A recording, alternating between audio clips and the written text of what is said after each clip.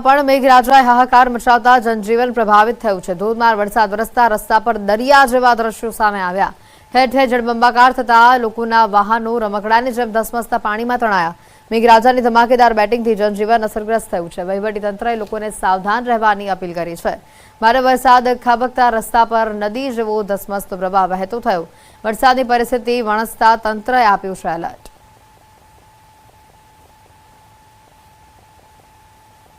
ગુજરાતમાં સિઝનનો અત્યાર સુધીમાં 72.93% વરસાદ થયો છે। સિઝનનો સૌથી વધુ વરસાદ કચ્છમાં થયો છે। 88.84% વરસાદ નોંધાયો છે। અત્યાર સુધીમાં સૌથી ઓછો ઉત્તર ગુજરાતમાં 54.73% વરસાદ નોંધાયો છે। પૂર્વ મધ્ય ગુજરાતમાં 56.81% જ વરસાદ નોંધાયો છે। દક્ષિણ ગુજરાતમાં 88.99%, સૌરાષ્ટ્રમાં 80.93% વરસાદ નોંધાયો છે।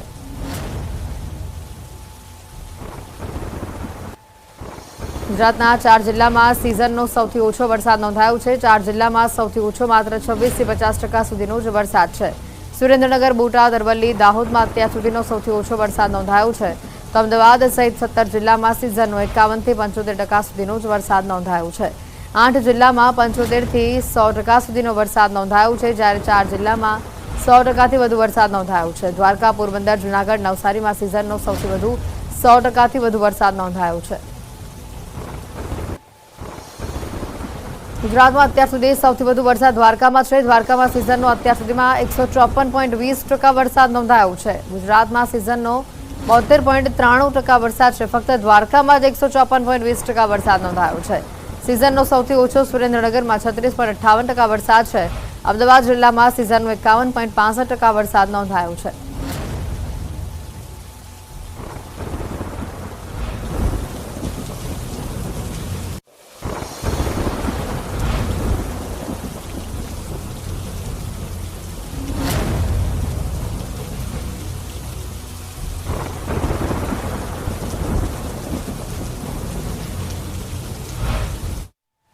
अगर बात करिए तो जे रीतना समाचार आपने ग्राफिक्स माध्यमथी बतावવાનો प्रयत्न કરી રહ્યા છે। ગુજરાતમાં સિઝનના વરસાદની આ ટકાવારી અમે આપને બતાવી રહ્યા છે।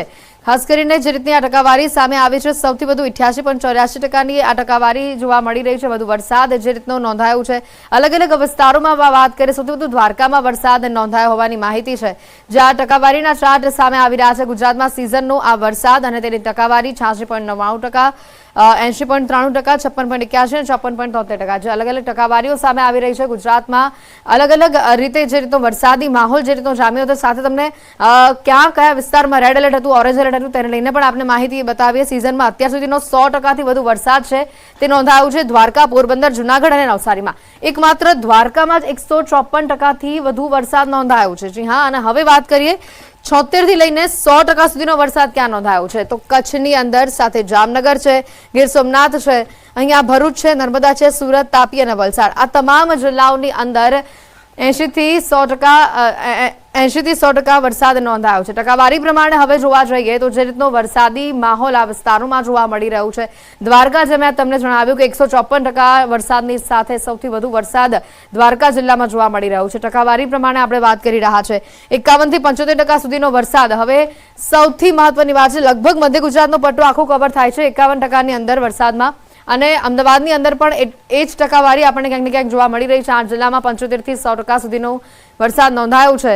4 જિલ્લામાં 100% થી વધુ વરસાદ નોંધાયો છે, અને તેની અંદર દ્વારકામાં સૌથી વધુ છે 154%। સિઝનનો સૌથી ઓછો વરસાદ 4 જિલ્લામાં નોંધાયો છે। એ જે 4 જિલ્લા છે ત્યાં 26 થી લઈને 50% સુધીનો જ વરસાદ નોંધાયો છે। 23 થી લઈને 26 ઓગસ્ટ સુધી અનરાધાર વરસાદની હવામાન નિષ્ણાત અંબાલાલ પટેલની આગાહી સામે આવી છે। બંગાળનો લો પ્રેશર અને અરબ સાગરમાં બની રહેલી સિસ્ટમ મજબૂત બનતા ધોધમાર વરસાદ પડી શકે છે। આગામી તારીખ 23 થી 26માં ગુજરાતમાં રાજ્ય ભાગોમાં ભારેથી ધીમી વરસાદ પડવાની શક્યતા છે, કારણ કે એક બિહાર અને બંગાળ તરફ થતું લો પ્રેશર અને ત્યાંની અસર છે તો મધ્યપ્રદેશ અને ગુજરાતના ભાગો સુધી થશે। અરબ સાગરની સિસ્ટમ જે છે એ મજબૂત થશે અને તે પણ મધ્યપ્રદેશના ભાગો સુધી આવશે। આથી તારીખ 23 થી 26માં પૂર્વ ગુજરાતના ભાગો, ગુજરાતના અન્ય ભાગો અને સૌરાષ્ટ્રના ભાગો તેમજ કચ્છના ભાગોમાં વરસાદ થવાની શક્યતા રહે છે। પૂર્વ ગુજરાતના કેટલાક ભાગો અતિ ભારેથી અતિ વરસાદ થવાની શક્યતા રહે છે। મધ્ય ગુજરાતના ભાગોમાં વરસાદ થશે, ઉત્તર ગુજરાતના ભાગોમાં વરસાદ થશે, સાબરકાંઠાના ભાગોમાં પણ વરસાદ થવાની શક્યતા રહેશે, બનાસકાંઠાના ભાગોમાં વરસાદ થવાની શક્યતા રહેશે, કચ્છના ભાગોમાં વરસાદ થવાની શક્યતા રહેશે, કેટલાક ભાગોમાં ભારેથી અતિભારે વરસાદ થતાં નદી નાળા છલકાઈ જવાની શક્યતા છે. તો 25 ઓગસ્ટ બાદ વધુ એક સિસ્ટમ બનવાની છે અને જેના કારણે રાજ્યના તમામ જિલ્લાઓમાં સારો વરસાદ જોવા મળી શકે છે. 26મી ઓગસ્ટ પછી પણ એક સિસ્ટમ મજબૂત થશે, તે પણ MP સુધી આવવાની શક્યતા છે અને ગુજરાત સુધી પ્રભાવિત થશે. એટલે તારીખ 23થી 27 સુધીમાં ગુજરાતભરમાં સારો વરસાદ થવાની શક્યતા છે. અલબત્ત કેટલાકમાં ભારેથી અતિભારે વરસાદ થવાની શક્યતા છે. સપ્ટેમ્બરની શરૂઆતમાં પણ વરસાદ પડી શકે છે અને ગણેશ ચતુર્થીની આસપાસ પણ વરસાદની આગાહી કરાઈ છે. સપ્ટેમ્બરની શરૂઆતમાં પણ વરસાદ થવાની શક્યતા રહેશે, ગણેશ ચતુર્થીની આસપાસ વરસાદ થવાની શક્યતા રહેશે અને અનંત ચતુર્થીના દિવસ સુધીમાં વરસાદ થવાની શક્યતા છે. સપ્ટેમ્બરની શરૂઆતમાં દાંતા અંબાજીના ડુંગરામાં વરસાદ થવાની શક્યતા રહેશે, બનાસકાંઠાના કેટલાક ભાગમાં વરસાદ થવાની શક્યતા રહેશે, ગુજરાતના અન્ય ભાગમાં વરસાદ થવાની શક્યતા રહેશે. વરસાદને લઈને હવામાન વિભાગની પણ અહીંયા આગાહી સામે આવી છે. રાજ્યમાં 2 દિવસ ધોધમાર વરસાદની આગાહી આવી છે. વરસાદનો વધુ એક રાઉન્ડ ગુજરાતે ધમરોડવાનું છે. દક્ષિણ ગુજરાતમાં ભારે વરસાદની આગાહી હવામાન વિભાગે કરી છે. વલસાડ, નવસારી, ડાંગ, તાપીમાં આગાહી છે. દમણ અને દાદરાનગર હવેલીમાં પણ વકી છે. અત્યાર સુધીમાં કચ્છ, સૌરાષ્ટ્રમાં સરેરાશ કરતાં વધુ વરસાદ નોંધાયો છે. અમદાવાદ અને ગાંધીનગરમાં પણ હળવો વરસાદ જોવા મળી શકે છે.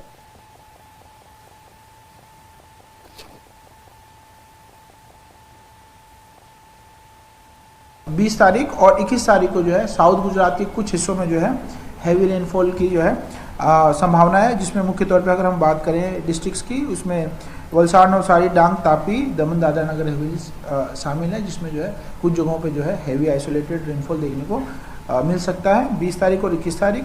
उसके अलावा अन्य किसी भी हिस्सों में जो है अगले एक हफ्ते के लिए जो है हैवी रेनफॉल वार्निंग नहीं जारी की गई है और बहुत छिटपुट बारिश देखने को मिलेगी पूरे गुजरात में.